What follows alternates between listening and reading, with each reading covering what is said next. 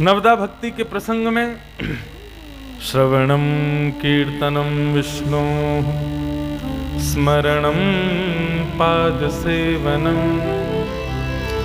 अर्चनम वंदनम दास्यम सख्यमात्म निवेदनम।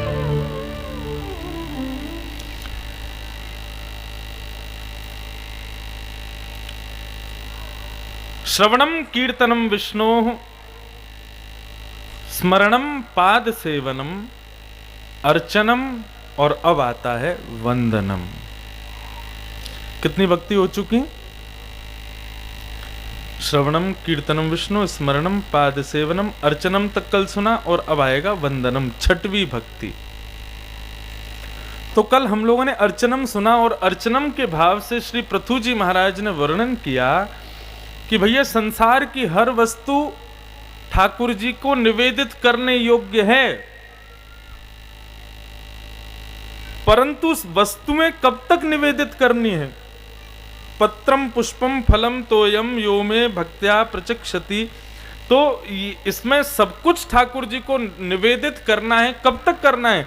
जब तक आप स्वयं को निवेदित ना कर पाओ तब तक ही सब वस्तुओं को करना है। लेकिन यदि जब स्थिति ऐसी हो जाए कि अब वस्तुओं की आवश्यकता नहीं है, आप स्वयं को ही निवेदित कर रहे हो, वहीं अर्चन भक्ति सिद्ध हो जाती है। हम करते हैं, पता है कब करते हैं? जीवन भर हम लोग पुष्प की माला चढ़ाते हैं, जीवन भर हम लोग अन्न का प्रसाद चढ़ाते हैं, जीवन भर हम लोग मिठाइयों का भोग ले, ये भोग ले, पोशाक ले, सोना चांदी हीरे जवाहरात लो, सब ठाकुर जी को निवेदित करते हैं। यज्ञ के माध्यम से आहुतियां निवेदित करते हैं, सब कुछ निवेदित ठाकुर जी को करते हैं, परंतु स्वयं को निवेदित नहीं करते। इसीलिए हमारे अंतिम समय को भी एक संस्कार कहा गया और वहां पर भी ब्राह्मण आकर के, पंडित जी आकर के इस शरीर रूपी पिंड को ठाकुर जी के चरणों में निवेदित करवाते हैं। इसने खुद ने तो किया नहीं, इसलिए उसके पुत्र को कहते हैं कि भैया अब आओ, आकर के इसको भी ठाकुर जी को निवेदित कर दो। परंतु बंधुओं, मृत्यु काल में निवेदन करना स्वयं को एक प्रकार से उस रूप में समझो मानो फूल जो था वो अपनी सुगंध छोड़ चुका, फूल जो था वो अपनी अपना तरुवर छोड़ चुका, पुष्प जो था अपना रंग छोड़ चुका, अब उसको ठाकुर जी को निवेदित किया गया है। ठाकुर जी तो स्वीकार करेंगे, लेकिन प्रसन्न कब होते? जब वो अपने पूर्ण आकार में था, तब उसने निवेदित किया होता खुद को। प्रहलाद जी महाराज श्रीमद् भागवत में कहते हैं खुद को भगवान को अर्पित कब करना चाहिए?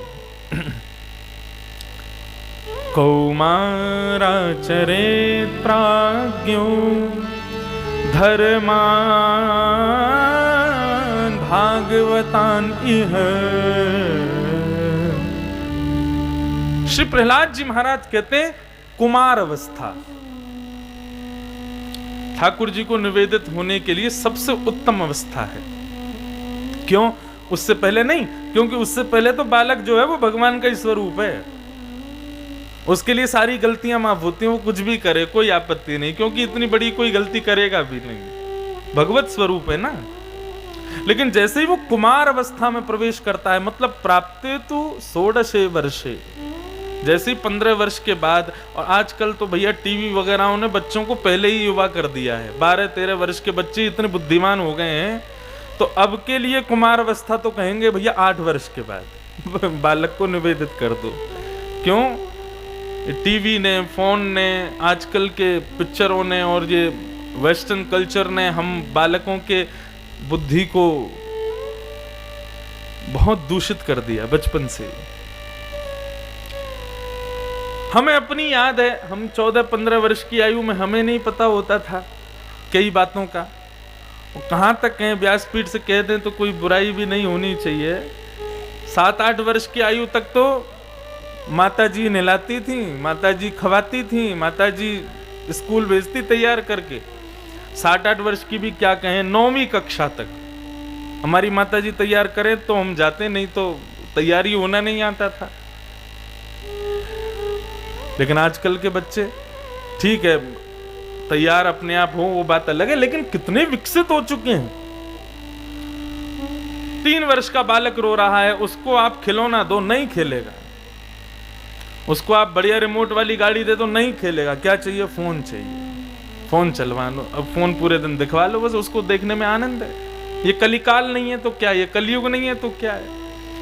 तो भैया आज के लिए कुमार अवस्था तो 8 वर्ष के बाद मान लेना, तब उसको धीरे धीरे निवेदित होना चाहिए ठाकुर जी के चरणों में।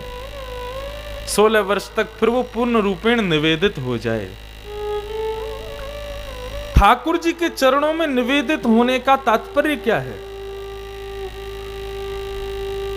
ठाकुर जी के चरणों में निवेदित होने का मतलब है कि फिर सर्वांगीण जीवन,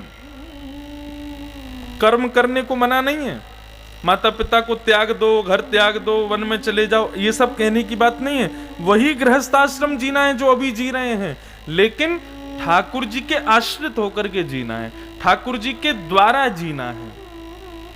अपनी कर्म फल, अपनी कर्म की गति, सब कुछ पहले ठाकुर जी के चरणों में, फिर हमारी है।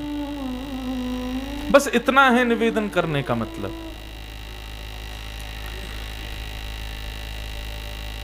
जो हरि को प्रिय हो वो हमारा प्रिय, जो हरि को प्रिय नहीं है वो हमारा प्रिय कदापि नहीं हो सकता। ये भाव, कई सारे भाव हैं निवेदन करने के। निवेदन होना चाहिए लेकिन हमने निवेदित स्वयं को करने का एक दायरा रखा, एक समय रखा है। आंखों पे पड़ेगा जाला, नाक से बहेगा नाला, लाठी से पड़ेगा पाला, जरा जिंदगानी का। जब ऐसी स्थिति हो जाती है तब कहते हैं बच्चों से, आश्रम छोड़या बेटा, कथा हो रही मां पे छोड़या। क्यों? जब आंखों से अच्छा दिखता था, नाक से कुछ भी नहीं निकलता था, बिना लाठी के चलते थे, उस समय तो संसार के भोगों में पड़े थे ना, उनको भोगने में लगे थे, इसलिए हरि निवेदित नहीं हुए। भक्ति बचपन का विषय है, बचपन से ठाकुर जी में लग जाओ। ठाकुर जी को बड़े प्रिय होते हैं। जब बालक तिलक लगा करके, सुंदर शिखा रख के, चोटी पहनकर, चोटी रख करके, धोती पहन करके, और जब ठाकुर जी के सन्मुख आता है और आकर के ठाकुर जी को प्रणाम करता है, नाथ बड़े प्रसन्न होते हैं। इसलिए कौमार आचरित प्राज्ञो धर्मान भागवतान इह। श्री प्रहलाद जी कहते हैं कुमार अवस्था से ही ठाकुर जी का भजन करना चाहिए, ठाकुर जी को निवेदित कर देना चाहिए स्वयं को। आत्मनिवेदनम, अर्पण करो स्वयं को, ठाकुर जी के चरणों में अर्पित कर दो। और इसमें कलयुग के भक्तों में हमने चुना श्री गोदाम्बा जी, लक्ष्मी की ही अवतार स्वरूपा श्री गोदाम्बा जी। चरित्र बहुत सुंदर है श्री गोदाम्बा जी का। और जो श्री वैष्णव संप्रदाय से दीक्षित हैं, रामानुज संप्रदाय में जो प्रतिष्ठित हैं, ऐसे वैष्णव जन सब श्री गोदाम्बा जी को भली भांति जानते हैं। हम लोग अष्ट सखाओं की वार्ताएं सुनते हैं, हम लोग श्री तुलसीदास जी के और एवं उनके समकालीन भक्तों के चरित्र सुनते हैं, हम लोग श्री मीराबाई, भक्तिमती मीराबाई और करमेती बाई आदि, सक्कूबाई आदि के प्रसंग सुनते हैं, क्योंकि ये सब उत्तर भारत में हुए। परंतु दक्षिण में ठाकुर जी के कई भक्त हुए, उनके चरित्र भी अद्भुत हैं। हमारे श्री वैष्णव संप्रदाय के भक्त, प्रतिष्ठित भक्तों को, अत्यंत भक्ति प्रतिष्ठित भक्तों को आलवार के नाम से जाना गया। उन्हीं आलवारों में एक ठाकुर जी के चरण उपासी आलवार हुए श्री विष्णुचीत स्वामी जी। उन्हीं के परिवार में माता पराम्बा जगदम्बा श्री महालक्ष्मी ही कलिकाल में गोदाम्बा जी के रूप में प्रकट हुई। हमारे यहाँ जब वो ठाकुर जी को निवेदित कैसे हुई, वो सूक्ष्म में ही मैं कथा सुना के आगे चलूंगा, लेकिन बाद में उनको अम्बा कहा, वैसे उनका नाम श्री गोदा जी था। बहुत ध्यान से सुनिएगा। तो श्री गोदा जी जो थी, विष्णुचीत स्वामी जी नित्य श्री वेंकटेश भगवान के, श्री चतुर्भुज नारायण भगवान की अर्चना करते थे। उनका एक सुंदर वन था, उस वन में सुंदर तुलसियां लगी थीं। उन तुलसियों से सुंदर एक माला सिद्ध करते और माला सिद्ध करने के बाद में बिल्कुल अपरस में आकर के स्नान आदि करके तिलक आदि लगा करके और फिर उस माला को लेकर के जाते और श्री वेंकटेश भगवान के, श्री नारायण भगवान के अंग में उसको प्रतिष्ठित करते थे। परंतु श्री गोदा जी बचपन से ही भगवत चरित्र सुनती थीं, भगवत भावों को जब सुनती थीं, और या फिर ऐसा कहो वो जब भी दर्शन करने जाती थी ना, तो जब श्रीमन नारायण का दर्शन करती थी तो वे इस भाव से नहीं करती थी कि ये भगवान हैं, ये नारायण हैं, ये चतुर्भुज स्वामी हैं। वो इस भाव से करती थी ये मेरे कांत हैं, ये मेरे प्रियतम हैं। और भैया नाते तो ठाकुर जी से कोई भी, तो हे मोहे नाते अनेक मानिए जो भावे। ठाकुर जी से कोई भी नाता तो जोड़ो। जीवन में जिस संबंध का अभाव हो वही संबंध ठाकुर जी से बना लो। भाई नहीं है, ठाकुर जी कोई भाई बना लो। पुत्र नहीं है, ठाकुर जी कोई पुत्र मान लो। और सबसे बड़ी एक बात बताऊं, आप लोग कहोगे हमारे जीवन में तो सब है महाराज जी, बालक भी हैं, पुत्र भी हैं, पुत्री भी हैं, पति भी हैं, पत्नी भी हैं, माता पिता सब कुछ हैं, चाचा ताऊ सब लोग हैं, हम ठाकुर जी को क्या माने। एक संबंध का अभाव सबके जीवन में है, सखा, मित्र। और एक और संबंध का अभाव है, बताऊं, गुरु। या तो नाथ को गुरु भाव से भजो, लेकिन गुरु में भी ना एक थोड़ी दूरी हो जाती है। हमें ठाकुर जी बिल्कुल बगल में ही चाहिए। तो सबसे प्रिय भाव है ठाकुर जी के प्रति सखा। ठाकुर जी को सखा मानो। अभी सखत्व आएगा ठाकुर जी का आगे नवदा भक्ति में।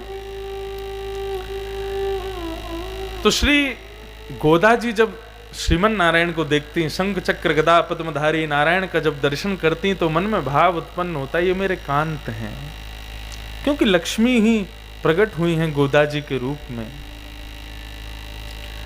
तो वो नित्य क्या करती थी कि जब श्री विष्णुजीत स्वामी जी तुलसी की माला बना करके और फिर उसको एक व्यवस्थित पात्र में रख करके स्नान के लिए जाते, इतने में ही श्री गोदा जी आती और आकर के ठाकुर जी को निवेदित होने वाली उस माला को अपने गले में पहन लेती और पहन करके फिर नृत्य करती, कभी बगीचे में घूमती, कभी कहीं जाती और इस भाव से रखती कि अब ये उनको पधरने वाली है, उनके अंग में जाने वाली है, तो वे मेरे कांत हैं। निर्माल्य जो होता है ना बंधुओं, ठाकुर जी का निर्माल्य जब एक बार हमारे अंग में आ जाए, उसके बाद वो किसी विशिष्ट को ठाकुर जी को नहीं देना चाहिए। मंदिर में आप गए, पुजारी जी ने ठाकुर जी का निर्माल्य आपको गले में पहना दिया, तो आप चाहो तो उस निर्माल्य को या तो गंगा में विसर्जित कर दो, या फिर कहीं व्यवस्थित रख दो, या फिर कहीं वृक्ष के नीचे रखो। अपने से छोटों को पहना दो, अपने से श्रेष्ठों को पहनाने का भाव नहीं है। लेकिन पत्नी पति चाहें तो एक दूसरे का यदि उतरी हुई माला हो तो धारण कर सकते हैं। शिष्य की माला गुरु नहीं पहन सकते, या छोटे की माला कोई बड़ा श्रेष्ठ नहीं पहन सकता। निर्माल्य के बड़े भाव हैं।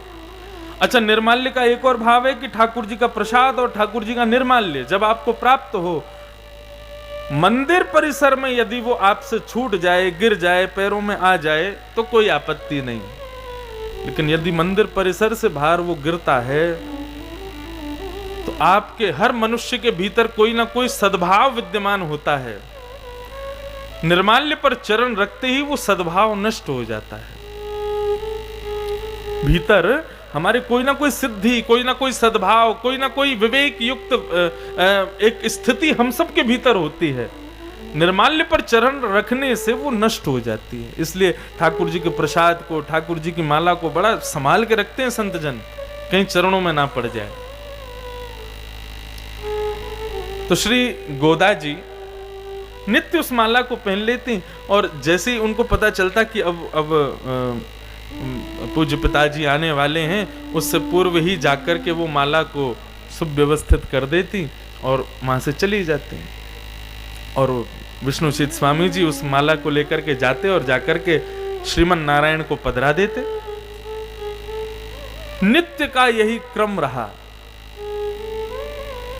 एक दिन ऐसी भाव निमग्न होकर के श्री गोदा जी नृत्य कर रही थी, गले में माला धारण की हुई थी। नृत्य करते करते उनको मानो ये भाव लगा कि साक्षात श्रीमन नारायण प्रकट हो गए, मेरी भुजा पकड़ करके मेरे साथ में नृत्य कर रहे हैं। ऐसे भावावेश में प्रवेश कर गई कि भूल गई कि पिताजी के आगमन का समय है, मुझे माला व्यवस्थित उसी स्थान पर रखनी है। इतने में ही श्री विष्णुचित स्वामी आ गए और उन्होंने आकर के जैसे ही देखा श्री गोदा जी उस माला को पहन करके नृत्य कर रही हैं, अरे राम राम राम, ये क्या हो गया, पुण्यम पापम, हे नाथ क्षमा करो, ठाकुर जी को निवेदित होने वाली माला गले में धारण कर रखी है। उन्होंने जाकर के हाथ पकड़ा, बोले बिटिया तुमको पता है ये ठाकुर जी को निवेदित होने वाली माला है और तुमने अपने गले में धारण कर ली, ऐसा क्यों किया बेटा? गोदा जी बोली अब कब तक छिपाएंगे, आज सत्य बता ही देते हैं। आज निवेदित करते हुए सत्य बताया। बोले पिताजी मैंने आज धारण नहीं की है, मैं नित्य ही धारण करती हूं और आपके द्वारा ठाकुर जी को निवेदित होने से पूर्व सुव्यवस्थित रख देती हूं। वास्तव में मैं उनको अपना कांत मानती हूं, मैं उनको अपने पति रूप में भजती हूं, इसलिए मैं नित्य उनको अर्पित होने वाली माला अपने गले में पहन लेती हूं। पिताजी मुझे क्षमा करें, लेकिन मेरा यही भाव है उनके प्रति। विष्णुचित स्वामी जी को थोड़ा अच्छा नहीं लगा और उन्होंने फिर दूसरी माला सिद्ध की। माला सिद्ध करने के बाद समझाया, बेटा इस प्रकार नहीं करते, वो साक्षात नारायण हैं, हम अपनी वस्तु उनको नहीं दे सकते हैं, अपराध होता है, पाप होता है, भगवत अपराध बहुत कठिन होता है, फिर नरक में जाना पड़ता है, आदि आदि भाव बताए। लेकिन प्रीति जब हृदय में प्रकट हो तो फिर अपराध का बोध किसको हो, और वही प्रीति यदि ठाकुर जी के प्रति हो जाए। बंधुओं प्रेम का मतलब क्या है? प्रेम का मतलब क्या है? हम जिससे प्रेम करते हैं उसकी प्रभुता फिर दिखाई नहीं देती है। आप सामान्य व्यक्ति से भी प्रेम करते हो। अच्छा एक उदाहरण के रूप में लो, कोई बेटा है, बहुत बड़ा अफसर बन गया, परंतु जब वो अपनी मां के सामने जाएगा वो अफसर बन के जाएगा। आप हमें ही ले लो, आप सब हाथ जोड़ के प्रणाम करते हो, नमस्कार करते हो, दंडवत करते हो, लेकिन मैं क्योंकि वक्ता हूं, भागवत की कथा कहता हूं, लेकिन मैं अपनी मां के पास जाऊंगा, मेरी मां प्रणाम करेगी मुझे? नहीं, क्योंकि प्रेम में हम जिससे प्रेम करते हैं ना, उसकी प्रभुता को विशेषता नहीं देते, वही विशेष होता है हमारे लिए। और जहां प्रभुता नष्ट नहीं होती ना, वहां प्रेम नहीं हो सकता।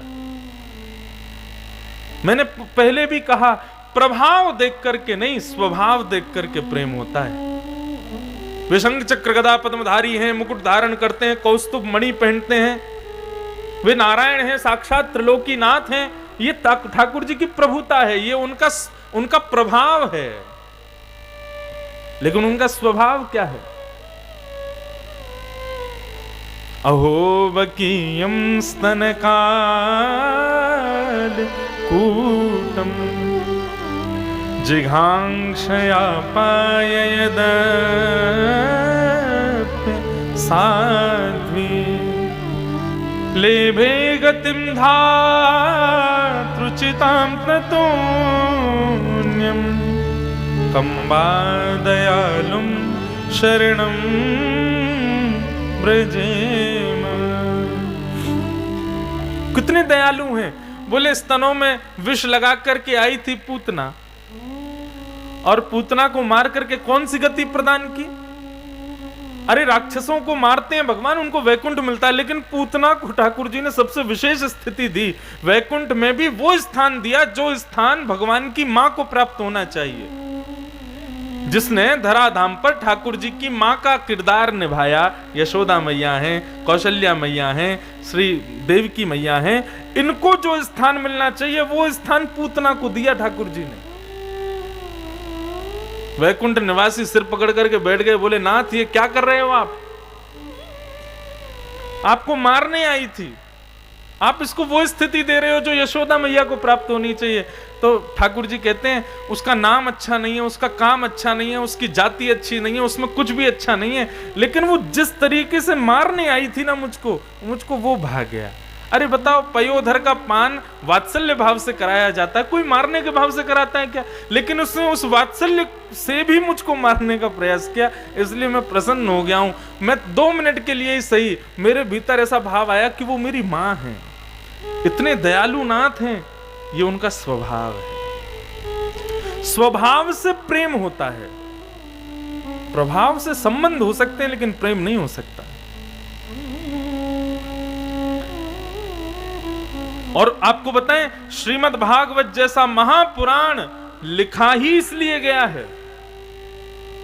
वेदव्यास जी महाराज बहुत दुखी थे, मैंने इतना सब कुछ लिख दिया, मेरा मन शांत क्यों नहीं, मेरा हृदय शांत क्यों नहीं है? तब नारद जी महाराज ने आकर के कहा, बोले क्योंकि आपने श्री कृष्ण को सब जगह भगवान के रूप में दिखा दिया, लेकिन वही कृष्ण गोपियों के कहने पर माखन भी खाते हैं, ब्रजवासियों की रक्षा के लिए गिरिराज पर्वत उठाते हैं, वही कृष्ण गुडमुन चल करके और जो है दोहरी लांगने का प्रयास करते हैं और देहरी पे ही अटक जाते हैं।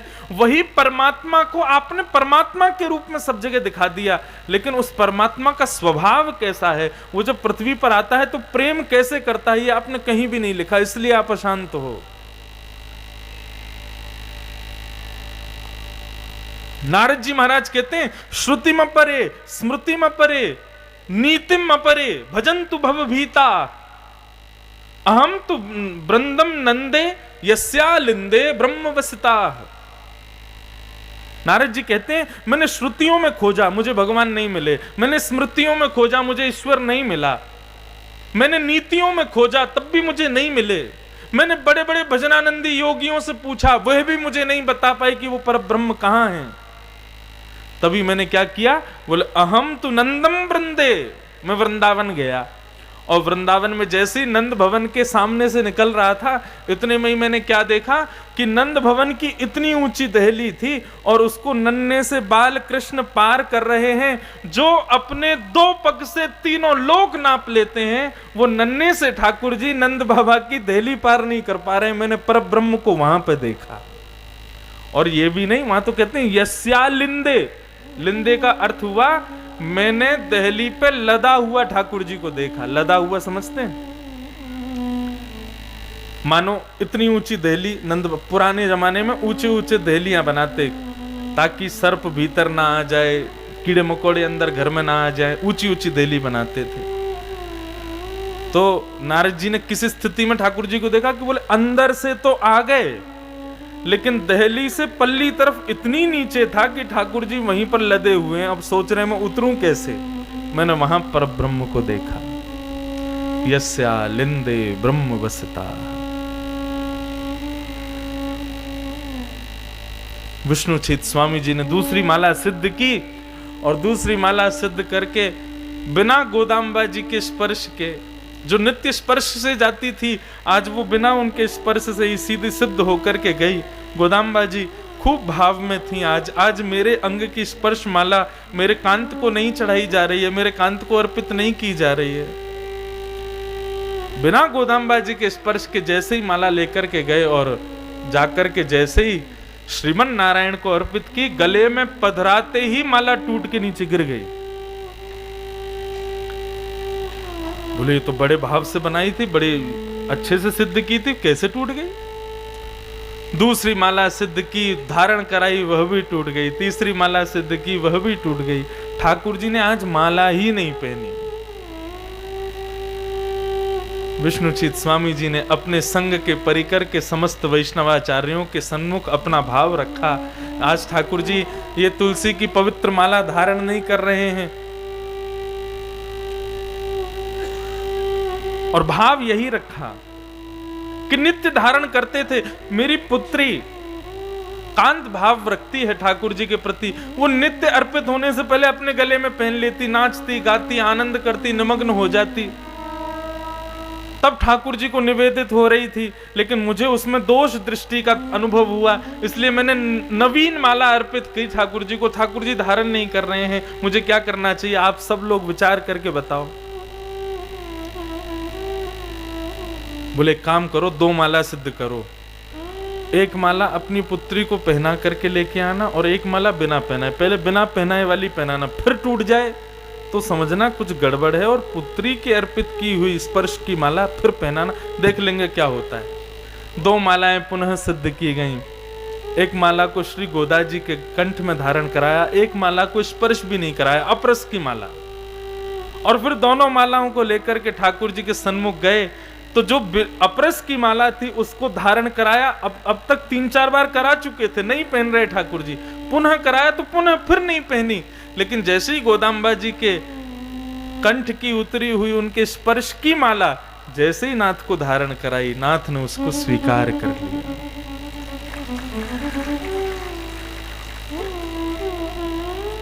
मतलब श्री गोदा जी ने स्वयं को ठाकुर जी के चरणों में अर्चित कर दिया, स्वयं को ही अर्पित कर दिया।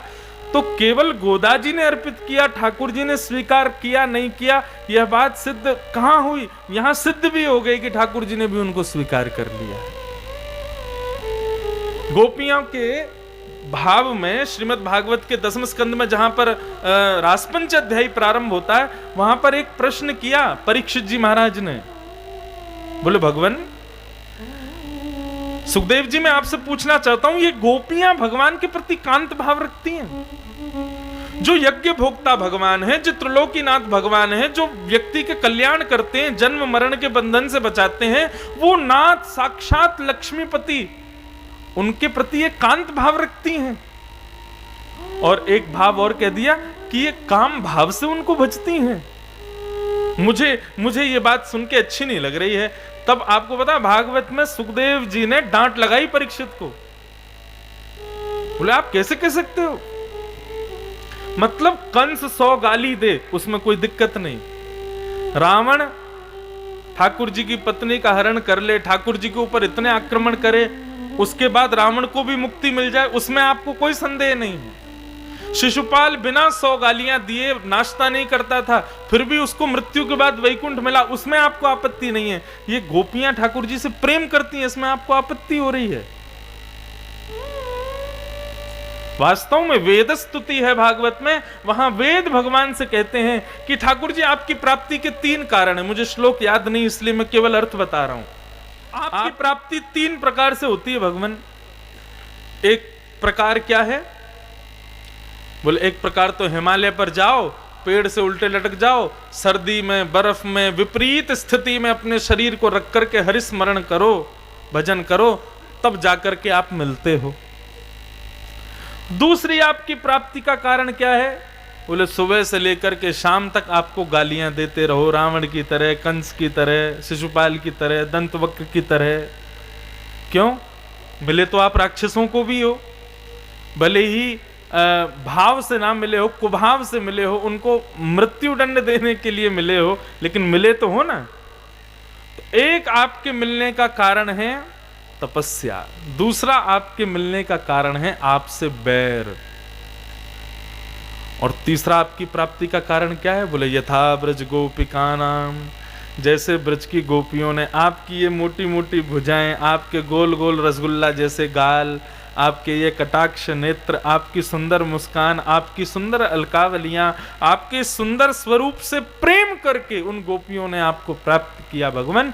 ये 3 कारण हैं आपकी प्राप्ति के। लेकिन यदि आप हम वेदों से पूछो, हमारे पास तो शरीर भी नहीं है, हम तो केवल शब्द हैं, आकाश में भ्रमण करते रहते हैं। यदि आप हम वेदों से पूछो कि मुझे कैसे प्राप्त करना चाहते हो, तो पहला कारण बहुत कठिन है, तपस्या बड़ी मुश्किल है महाराज, हम नहीं कर पाएंगे। दूसरा कारण रावण कंस आदि राक्षसों की तरह आपसे बैर करना, ये हमसे होगा नहीं। क्यों? हमारे भीतर आएगा ही नहीं भाव वो वाला।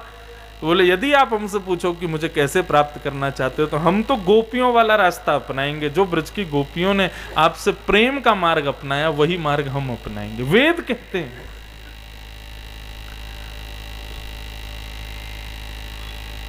भगवत प्राप्ति, कल मैंने पद गाया था ना, प्रियतम प्रीत ही सो पई हैं,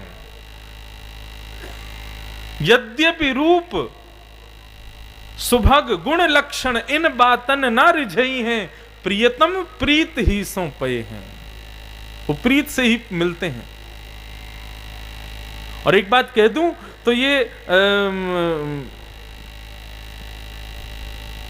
अर्चन भक्ति जो है ना, ठाकुर जी की अर्चना में तुलसी ना हो चलेगा, पुष्प ना हो चलेगा, नैवेद्य ना हो चलेगा, फल ना हो चलेंगे, 56 भोग ना हो चलेगा, आपका प्रेम हो वो बहुत जरूरी है।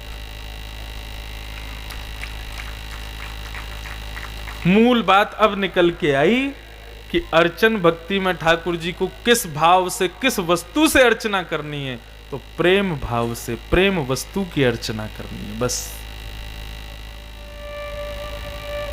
श्रवणम कीर्तनम विष्णु स्मरणम पाद सेवनम अर्चनम, और अब आती है छठवीं भक्ति वंदनम। बहुत ध्यान से सुनिएगा बंधु। श्रवण करोगे, मैंने कहा ना कड़ी सबकी मिली है, श्रवण करोगे तो कीर्तन में रुचि होगी, कीर्तन करोगे सेवा में रुचि होगी, स्मरण में रुचि होगी, स्मरण करोगे तो ठाकुर जी के श्रवणम कीर्तनम विष्णु स्मरणम पाद सेवन, ठाकुर जी की सेवा में रुचि होगी, सेवा करोगे तो फिर अर्चना की विधि होगी, और अर्चना करोगे फिर उसके बाद में बचता है ठाकुर जी का वंदन। ये वंदन भक्ति, वंदन भक्ति का मतलब है अपने हृदय के उद्गार ठाकुर जी के प्रति निवेदित करना। ठाकुर जी को वो अति प्रिय है, अति भाता है नाथ को। अपने हृदय के उद्गार, हृदय के भाव ठाकुर जी को अर्पित करना, वंदना करना। वंदन भक्ति के आचार्य हैं श्री अक्रूर जी महाराज। श्री विष्णु श्रवणे परीक्षित भव वैयासकी कीर्तने प्रहलाद स्मरणे तदंग्रि भजने लक्ष्मी प्रथु पूजने अक्रूरत्वभिवंदने। तो वंदन भक्ति के आचार्य कौन है? श्री अक्रूर जी महाराज। देखो बंधुओं, हमारे गुरुदेव कहते हैं कि अक्रूर जी के भाव से वंदन भक्ति में एक ही बात स्वीकार करो, उनके नाम में ही वंदन भक्ति के आचारत्व का भाव आता है। नाम क्या है? अक्रूर। जो क्रूर नहीं है वही अक्रूर है।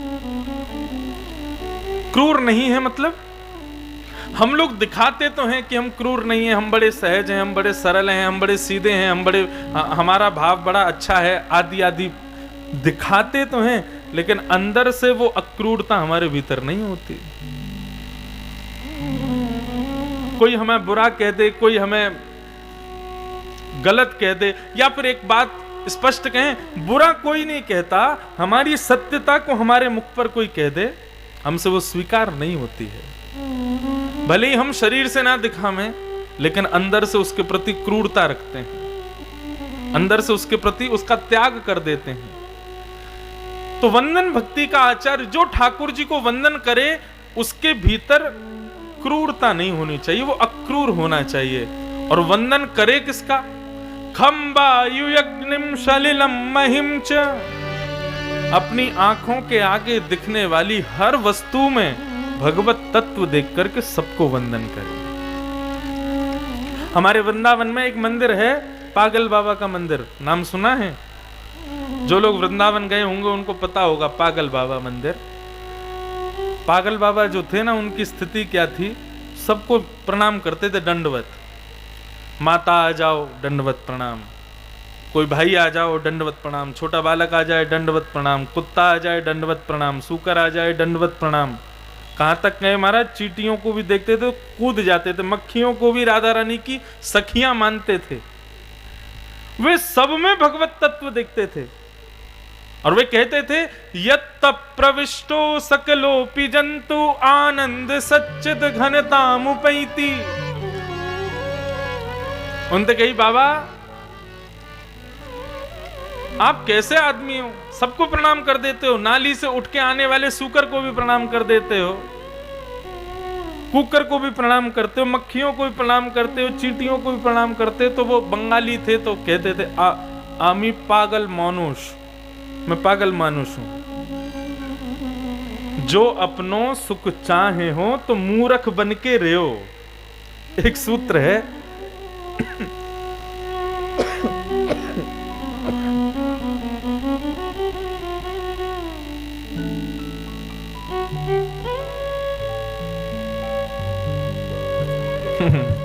आज मेरे राम की शादी है, जय हो, धन्यवाद।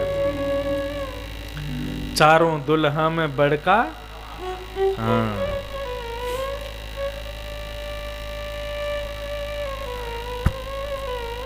बहुत भाव से सुनो बंधु। उनको पागल बाबा क्यों कहते, भैया यार बंद कर दो। हाँ,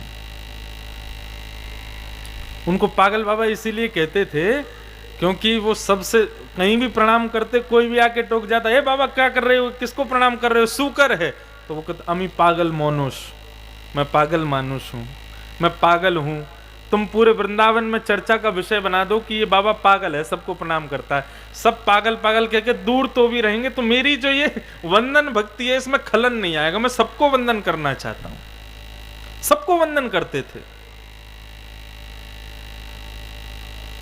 यत्र प्रविष्टो सकलोपि जंतु आनंद सच्चित घनताम उपैति। वृंदावन शतक कहता है कि वृंदावन में प्रवेश करने वाला एक छोटा सा कीट भी, छोटा सा कीड़ा भी आनंद सच्चिदानंद भगवान का स्वरूप है, वह भी प्रणाम का अधिकारी है।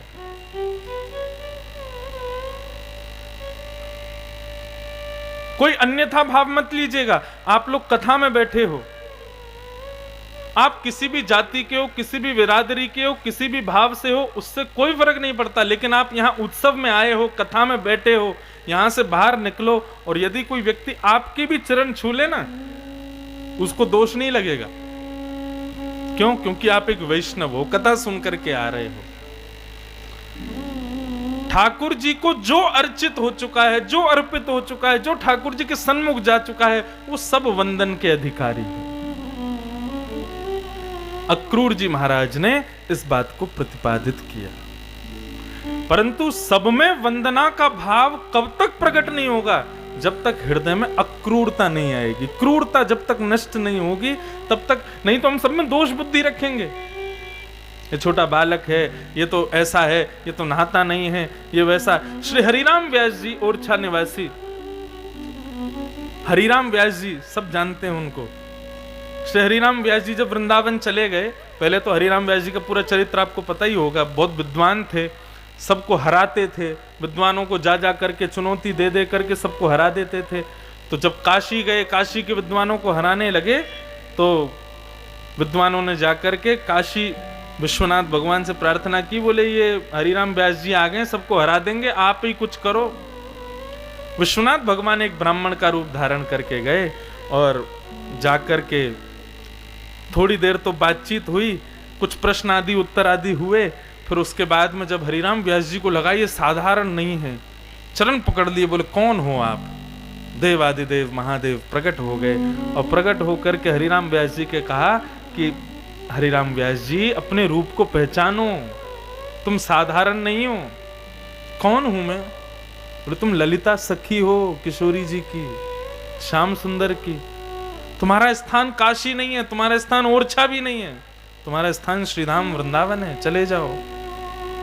उसी समय अपनी सारी पोथियों को गंगा जी में निवेदित करके सीधे वृंदावन आ गए हरिराम व्यास जी। और वृंदावन में आकर के उन्होंने पद गाया, जिसको आज वृंदावन का निवास करने के लिए यदि किसी की इच्छा हो तो मैं अपनी व्यासपीठ से कहता हूं, इस पद को जीवन भर अपना अंग संग रख लो इसको। चरणन की रज पाऊं किशोरी तोरे, चरणन की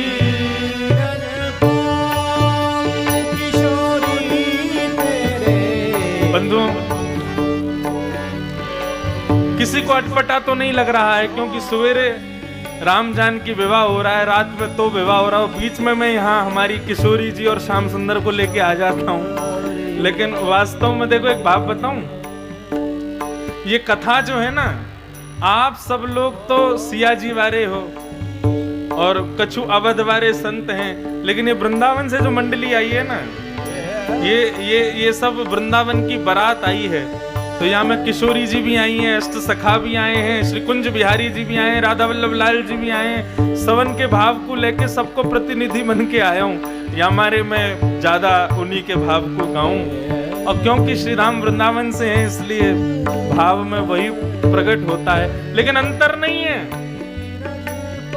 अंतर नहीं निमेष, राम कृष्ण दो एक हैं, बस इनके नयन गंभीर हैं, उनके चपल विशेष। राम जी में और श्याम सुंदर में केवल इतना अंतर है, आपके जो दामाद जी हैं ना, वो थोड़े गंभीर रहते हैं बस, और हमारे ठाकुर जी जो है ना, वो थोड़े चपल हैं। रघुनाथ जी तो आए तो केवल जनकपुर में भी वहां भीतर जानकी जी के अंदर भवन में ही रहे होंगे, लेकिन अगर ठाकुर जी आते ना, पूरे जनकपुर में ऊधम मचा के जाते, सबके घरन में उथल पुथल मचा के जाते। बस इतना ही अंतर है श्याम सुंदर में और रघुनाथ जी में। तो भैया वृंदावन को निवास चाहिए हो तो श्री हरिराम व्यास जी महाराज गाते हैं, सब लोग भाव से गाइयो। चरणन की रज पाऊं किशोरी,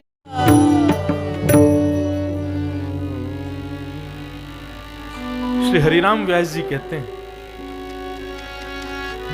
तो परम विद्वान श्री हरिराम व्यास जी महाराज श्रीधाम वृंदावन आ गए। ध्यान से सुनियो, नित्य बिहारी जी जाते थे, तो बिहारी जी का नियम था कि नित्य राजभोग के बाद, राजभोग जब वितरण होता था तो पहले संतों में वितरण होता, विद्वानों में वितरण, ब्राह्मणों में वितरण, उसके बाद में भक्तों में वितरण, गुसाई परिवार में वितरण, और अंत में झाड़ू लगाने वाली मेहतरानियों को दिया जाता था। एक दिन व्यास जी लेट हो गए पहुंचे मंदिर, और जैसे ही पहुंचे तो प्रसाद वितरण हो गया था, झाड़ू लगाने वाली को दे दिया अंतिम प्रसाद का भाव, और इतने में ही हरिराम व्यास जी पहुंचे। हरिराम व्यास जी को पूरा वृंदावन प्रणाम करता था, इतने विद्वान, लेकिन सखी भाव में रहते थे। जैसे ही पहुंचे तो रुदन करने लगे, हे बिहारी जी, आज मैं वंचित हो गया आपके प्रसाद से। इतने में देखा एक मेहतरानी प्रसाद लेके जा रही है, तो हरिराम व्यास जी उसके चरणों में गिर गए। बोले, हरी मेहतरानी कहाँ को जा रही है, ये प्रसाद तो को मिलो है, ला जल्दी थोड़ा सा मोकू भी दे दे यहाँ में से।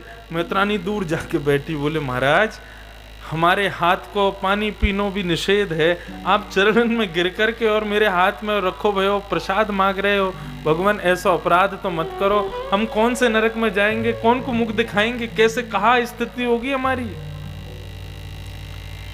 हरिराम व्यास जी बोले, तू मेहतरानी और मैं विद्वान, परंतु बिहारी जी को प्रसाद चाहे तेरे हाथ में आवे चाहे मेरे हाथ में आवे, रहेगो तो प्रसाद ही ना, वहां में तो कोई अंतर नहीं है ना। जब प्रसाद अपना रूप हमारे हाथन में आके नहीं बदल रहा है, तो हम बिहारी जी के सन्मुख आके अपने आप को क्यों बदल रहे हैं। हम दोनों ही नाथ के हैं, ये भेद दृष्टि क्यों रखे अपने मन में। चल अब भेद मत करे, या प्रसाद को जल्दी मेरे हाथ में दे। मेहतरानी ने प्रसाद दे दिया, हरिराम व्यास जी ने पा लिया। ऐसी स्थिति, ये अर्पण भक्ति है, ये वंदन भक्ति की पराकाष्ठा है।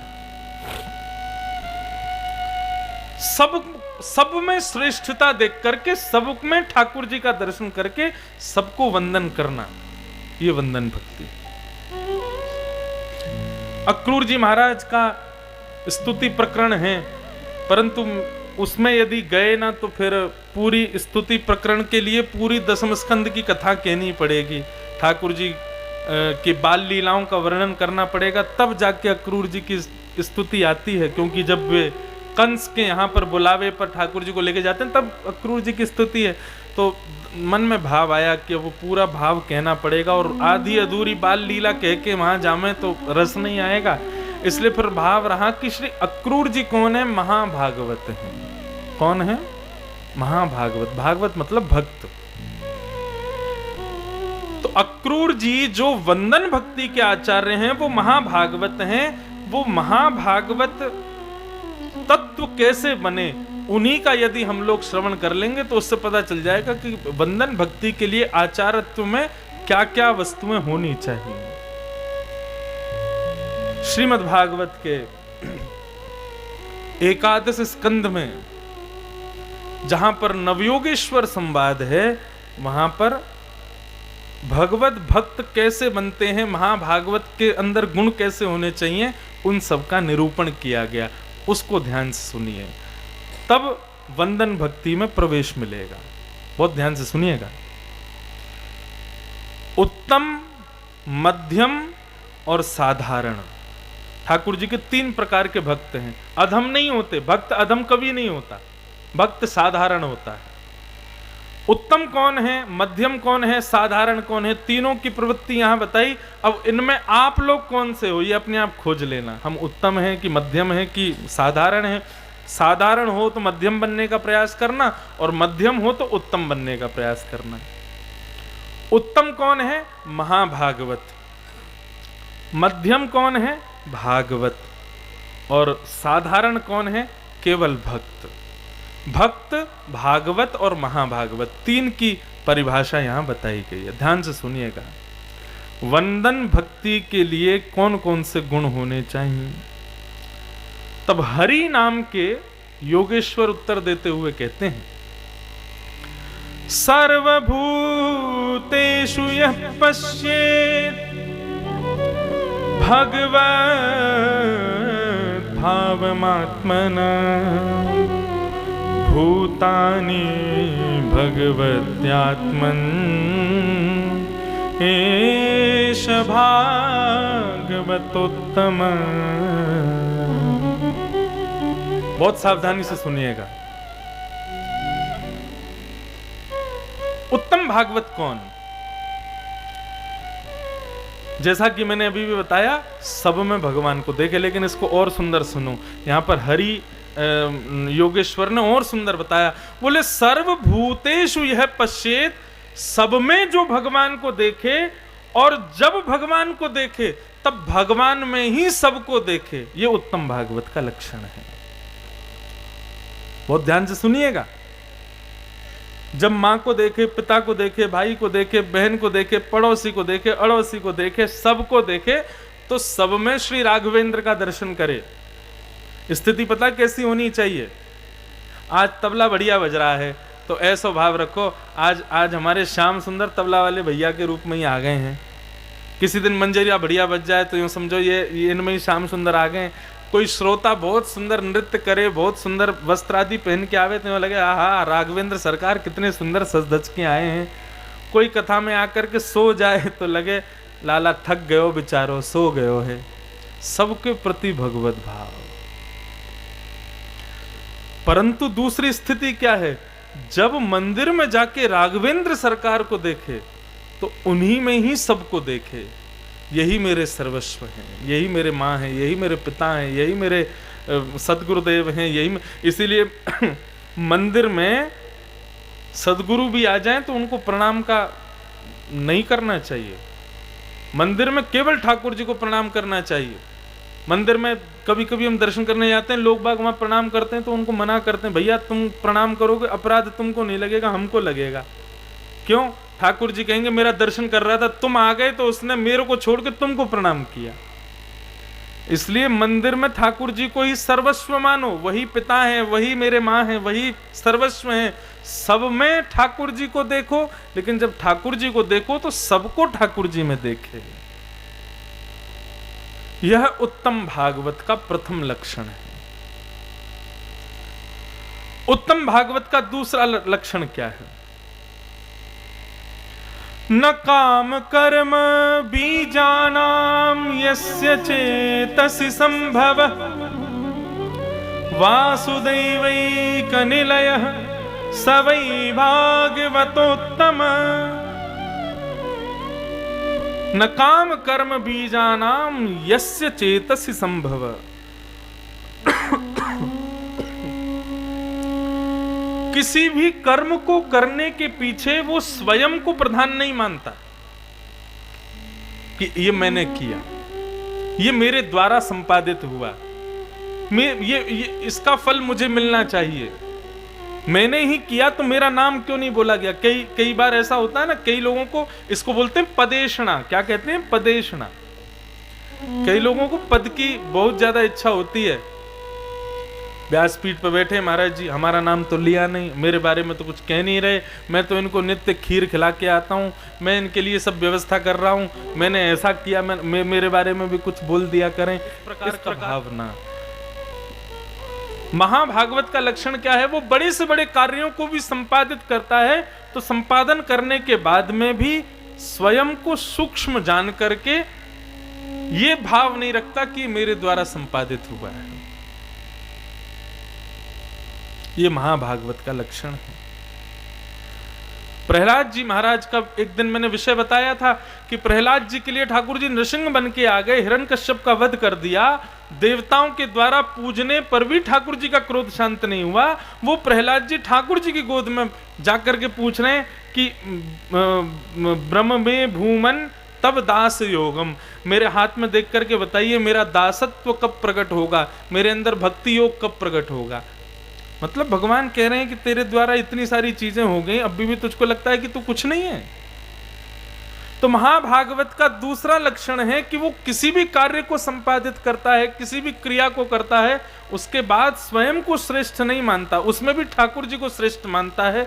और तीसरी बात कही, वासुदेवैक निलय, अपने तन को अपना तन ना मान करके, अपना शरीर ना मान करके वासुदेवैक निलय, निलय कहते हैं घर को, श्री कृष्ण का घर है मेरा देह।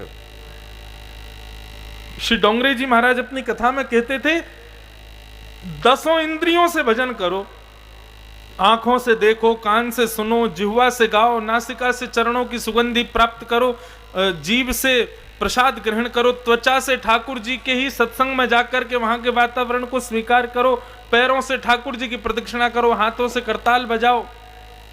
एक वैष्णव ने पूछा, बोले महाराज 10 इंद्रियां में गुप्त इंद्रियां भी आती हैं, उपस्थ इंद्रियां भी आती हैं, जिनका स्पर्श करके हम स्वयं भी अपवित्र होते हैं, अपना हाथ धोने के लिए जाते हैं, उन उपस्थ इंद्रियों से भगवत भजन कैसे हो सकता है? डोंगरे जी महाराज बोले, मेरा देह देवालय है, मेरे चित्त रूपी इस सुंदर गर्भगृह में श्री ठाकुर जी विराजमान हैं। तो जिस प्रकार हम जिस घर में रहते हैं, जिस कमरे में रहते हैं, उसको स्वच्छ रखते हैं, इसी प्रकार ये देह ठाकुर जी का निलय है, ठाकुर जी का घर है। इस भाव से मलमूत्र आदि का परित्याग कर दिया जाए, स्वयं को पवित्र रखा जाए, ये उपस्थ इंद्रियों से भजन है।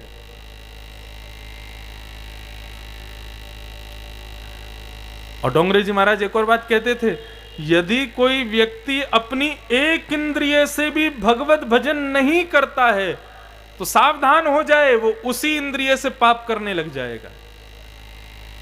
कथा तो सुनता है, दर्शन तो करता है, लेकिन प्रसाद में कईयों को रुचि नहीं आती। एक बार हम किसी वैष्णव को अपने संग लेके गए नाथद्वार, तो श्री नाथद्वार में राजभोग की प्रसादी खूब बढ़िया डलिया में भर के आती है। अब ठाकुर जी के मंदिर के कुछ नियम है, अंदर टमाटर प्रवेश नहीं करता, बैगन प्रवेश नहीं करता, ठाकुर जी के भोग में नहीं जाती कई वस्तुएं, रामरस आदि भी थोड़ा कम ही होता है सब्जी आदियों में, ठाकुर जी के सुखानुसार सब व्यवस्थित होता है। अब एक बात बताएं, हमारे वैष्णवों के यहाँ नियम ऐसा है कि भैया ठाकुर जी को जैसी प्रसादी आपने भोग लगाई, उसके बाद जब आप पाने बैठो तो यो को नींबू लाओ, ऊपर से नींबू डालो, नेक रामरस डालो, नेक ये डालो, ऊपर से उसके स्वरूप को बिगाड़ना भी एक प्रकार से भगवत प्रसाद का अपराध है। ठाकुर जी ने वैसा ही पाया, और तुमको चटपना दिख रहा है वहां पे भी, इसको बढ़िया चटपटा बनाओ, नेक और इसमें नमक डालो, नेक इसको चिरपिरा करो, तो फिर प्रसाद का वो वहां रूप नष्ट हो जाता है। ठीक है, कभी कभी बात ठीक है, लेकिन नित्य ही ठाकुर जी के प्रसाद में किसी ना किसी प्रकार से उसके रूप को व्यवस्थित करना, ये प्रसाद का अपराध है। श्री जगन्नाथ जी के एक भक्त हुए, अंगद जी नाम था उनका। अंगद जी एक राजा के बहुत बड़े सिपाही थे। अब कथा तो बहुत लंबी है, अब कह देते हैं थोड़ी सी। तो श्री अंगद जी महाराज जो थे वो भक्त नहीं थे भगवान के, लेकिन उनकी पत्नी बहुत बड़ी भक्ता थी। तो पत्नी को कथा प्रिय लगती है इसलिए कथा सुनते थे। पत्नी को संत जनों का चरण सेवा प्रिय है इसलिए करते थे। लेकिन झूठा झूठा करने से सांची सांची हो जाता है। वो करते करते महाराज उनकी फिर स्थिति ऐसी हो गई, वो कथा में रमने लगे, संतों की सेवा में, अपनी पत्नी से भी आगे निकल गए भक्ति भाव में। तो एक बार राजा ने एक नगर पर आक्रमण किया, तो उस नगर के राजा को जब सारी उसकी सामग्रियां लूट के लाते थे ना, राजा जब जीत जाता था तो जिस राजा को हराया उसकी सारी संपत्ति हड़प लेते थे। तो सारी संपत्ति तय खाने जब इकट्ठे किए जा रहे थे तो उसमें एक मणि थी, बड़ी सुंदर मणि। उस मणि को देख करके अंगद जी के मन में भाव आया कि राजा के पास में सब कुछ तो है, इतने बड़े बड़े रत्न हैं, अब ये मणि भी राजा के पास ही चली जाएगी, कहीं कारागृह में पड़ी रहेगी, इससे बढ़िया तो मैं इसको ठाकुर जी को अर्पित कर दूंगा। जगन्नाथ जी का जब प्रथम बार दर्शन करने जाऊंगा तो ये मणि जगन्नाथ जी को अर्पित कर दूंगा। और उन्होंने वो मणि अपनी पगड़ी में छुपा ली। परंतु कुछ सैनिकों ने जाकर के राजा को ये बात बता दी कि अंगद जी ने मणि अपने पाग में छुपा रखी है। राजा चाहता तो सीधे सीधे ले सकता था, लेकिन अंगद जी बहुत बलवान थे। राजा बोला यदि मैंने इनसे युद्ध किया और युद्ध के कारण मैं राजा हूं, मैं घेर करके इनको यदि मैं मार देता हूं, मेरी आधी सेना का बल नष्ट हो जाएगा।